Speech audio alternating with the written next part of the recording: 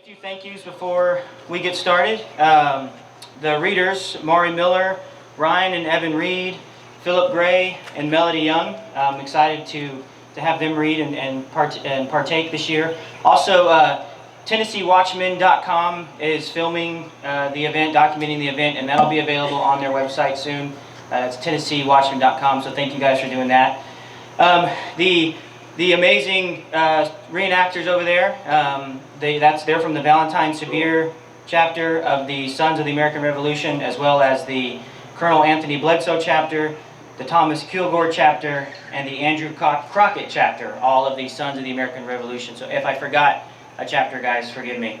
And then also the county, Montgomery County, for letting us, they let us have the podium and the PA system, so very grateful to them for allowing us to do that. So before we get started, we're going to get started here in a minute. We'll kick it off with the Pledge of Allegiance. As you guys are hearing this, some of you may be hearing it for the first time. Some of you have been here every year. Some of you might read it, once a month or look through it once a month. But pretend, if you will, and I mentioned this last year, that here it is. You're in one of the 13 colonies, and the idea of leaving the British Kingdom is such a foreign idea, something that you just didn't talk about. If you did, it was talked about in pubs, and that was it. So here they are. They're talking about, we're leaving, we're out of here, we're doing our own thing now. And how scary that must have been for some, how exciting for some, how foolish it might have sounded for many probably. But as you're hearing this and as you're reading along, put yourself in those shoes. Put yourself in the idea of being independent for the first time and not having to be subject to a tyrant king. So I want to say that just to kind of put the mood, to set the mood as you're hearing this. And then also, if you hear something that gets you motivated, that kind of turns your heart a little bit, go back and study what that particular sentence, why that kind of tweaked your interest a little bit. Go back and study it and learn more about why we decided to leave the kingdom, to leave England and form our own great country. So let's get started. Rifleman, shoulder, firelocks. Order, rise, peace. Forward, march.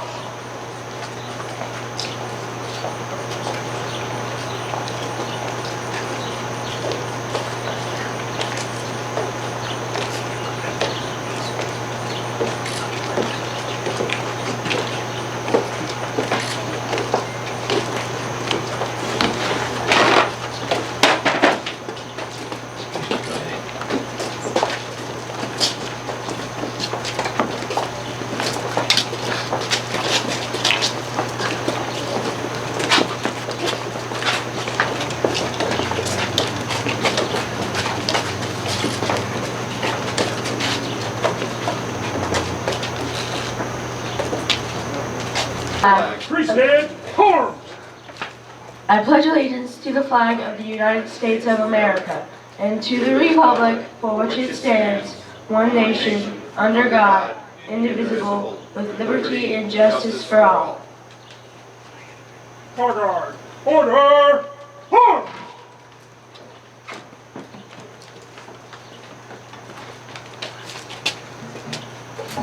In Congress, July 4th, 1776, the unanimous declaration of the 13 United States of America. When in the course of human events, it becomes necessary for one people to dissolve the political bands which have connected them with another, and to assume among the powers of the earth the separate and equal station to which the laws of nature and of nature's God entitle them. A decent respect to the opinions of mankind requires they should declare the causes which impel them to the separation. We hold these truths to be self-evident, that all men are created equal, that they are endowed by their Creator with certain unalienable rights, that among these are life, liberty, and the pursuit of happiness. That to secure these rights, governments are instituted among men, deriving their just powers from the consent of the governed. that whenever any form of government becomes destructive of these ends, it is the right of the people to alter or to abolish it, and to institute new government, laying its foundation on such principles and organizing its powers in such form as to them shall seem most likely to affect their safety and happiness. Prudence, indeed, will dictate that governments long established should not be changed for light and transient causes. And accordingly, all experience has shown that mankind are more disposed to suffer while evils are sufferable than to right themselves by abolishing the forms to which they are accustomed.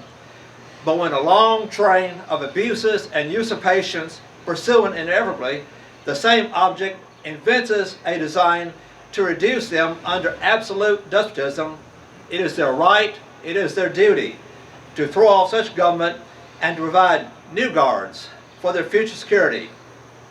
Such has been the patient sufferance of these colonies, and such is now the necessity which constrains them to alter their former systems of government.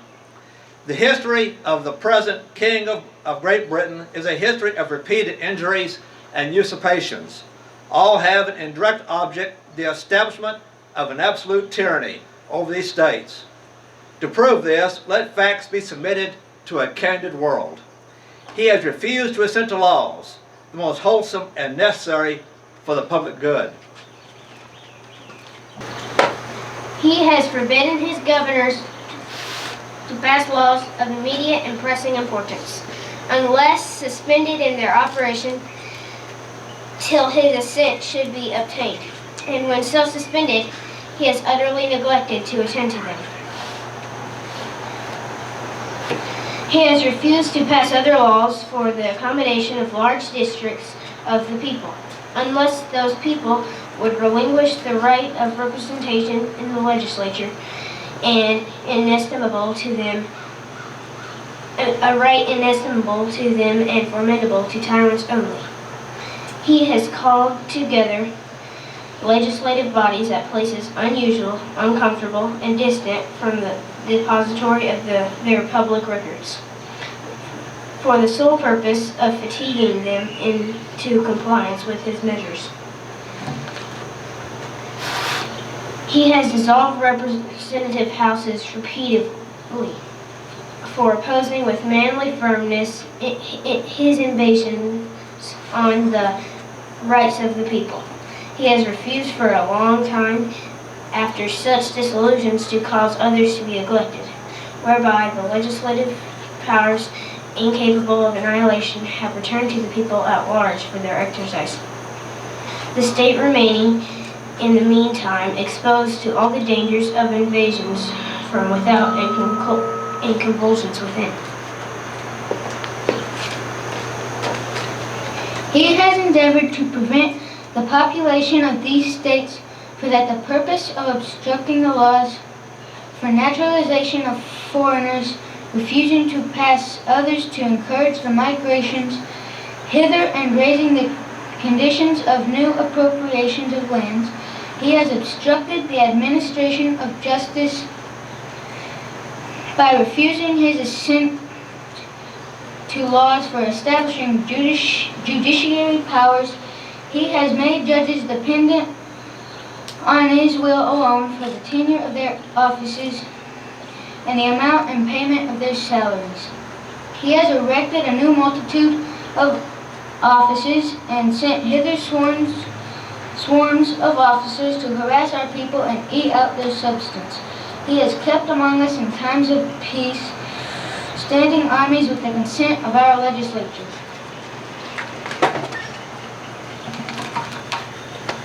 He has affected to render the military independent of and superior to the civil power.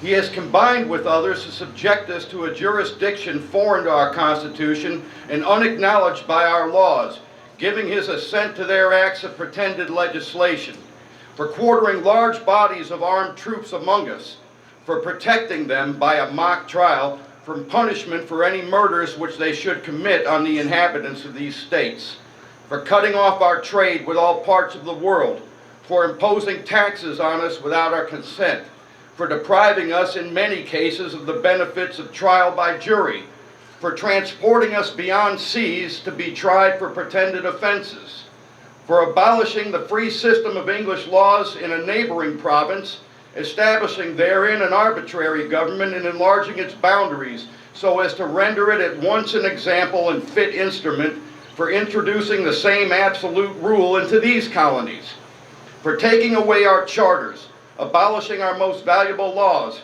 and altering fundamentally the forms of our governments, for suspending our own legislatures and declaring themselves invested with power to legislate for us in all cases whatsoever. He has abdicated government here by declaring us out of his protection and waging war against us. He has plundered our seas, ravaged our coasts, burnt our towns, and destroyed the lives of our people. He is, at this time, transporting large armies of foreign mercenaries to complete the works of death, desolation, and tyranny, already begun with circumstances of a cruelty and perfidy scarcely paralleled in the most barbarous ages, and totally unworthy of the head of a civilized nation. He has constrained our fellow citizens, taken captive on the high seas to bear arms against their country, to become the executioners of their friends and brethren, or to fall themselves by their hands. He has excited domestic insurrections among us, and has endeavored to bring on the inhabitants of our frontiers the merciless Indian savages whose known rule of warfare is an undistinguished destruction of all ages, sexes, and conditions. In every stage of these oppressions, we have petitioned for redress in the most humble terms. Our repeated petitions have been answered only by repeated injury. A prince whose character is thus marked by every act which may define a tyrant is unfit to be the ruler of a free people.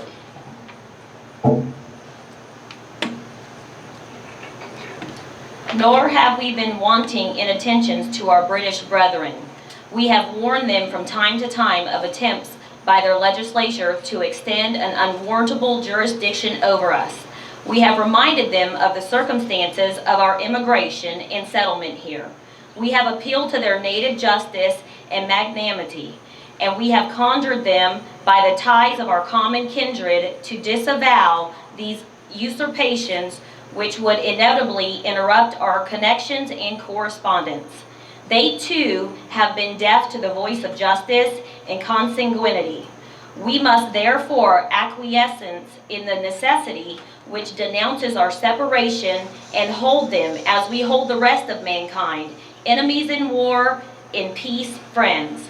We therefore, the representatives of the United States of America in General Congress assembled, appealing to the Supreme Judge of the world for the rectitude of our intentions, do in the name and by authority of the good people of these colonies, solemnly publish and declare that these united colonies are of right ought to be free and independent states, that they are absolved of all alliance to the British Crown, and that all political connection between them and the state of Great Britain is and ought to be totally dissolved, and that as free and independent states, they have full power to levy war, conclude peace, contract alliances, establish commerce, and to do all other acts and things which independent states may of right do.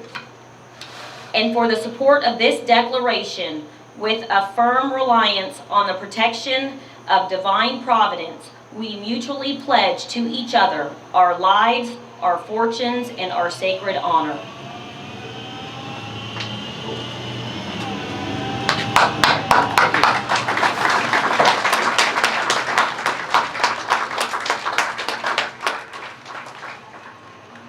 Okay, well that's it, folks. I appreciate you coming out. I hope that you guys heard something new today.